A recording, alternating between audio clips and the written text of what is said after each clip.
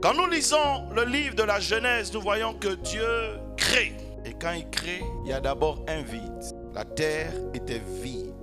Et Dieu va commencer à remplir ce vide. Il ne va pas le laisser comme ça.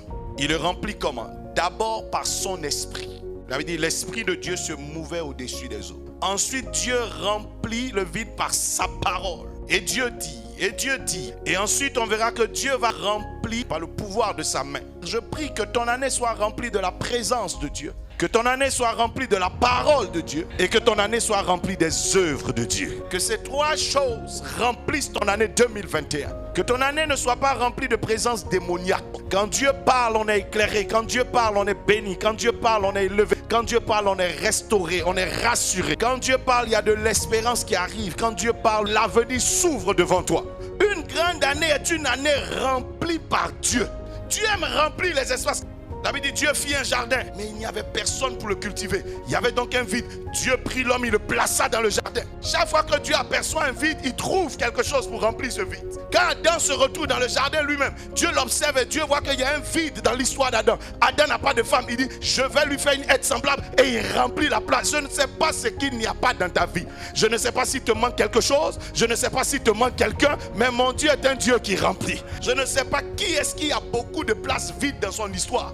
Mais sache que l'année 2021 sera une année de remplissage. Quand il est rentré chez Abraham, il voit Abraham seul. Première question, où est Sarah ta femme? Quand il a vu Sarah, il dit, mais où est votre enfant? Mais j'ai pas d'enfant. Il dit, dans ce cas, l'année prochaine, quand je viendrai, il y aura un enfant. Dieu lui dit, prends cet enfant, viens sur la montagne. En d'autres termes, Abraham dit à Dieu, j'ai un enfant, mais j'ai pas de sauveur. Et Dieu dit, viens sur la montagne, je te donnerai un bélier, je te donnerai un sauveur. Et Dieu lui donne le sauveur. Le Dieu de 2021 sera un Dieu qui va remplir les vides. Dieu va traverser ta maison. Si tu peux commencer ton année avec ce Dieu, cette prophétie est ta prophétie.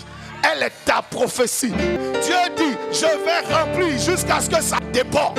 Jusqu'à ce que ça déborde. Il dit en face de tes adversaires qui s'apprêtent à se moquer de toi, qui s'apprêtent à t'attaquer, qui s'apprêtent à t'humilier, Dieu ne te laisse pas seul. Il ondule ta tête. Il remplit ta coupe jusqu'à ce qu'elle déborde. Il s'est retrouvé dans un mariage. Le mariage se passait à Cana. Le mariage vint à manquer de vin.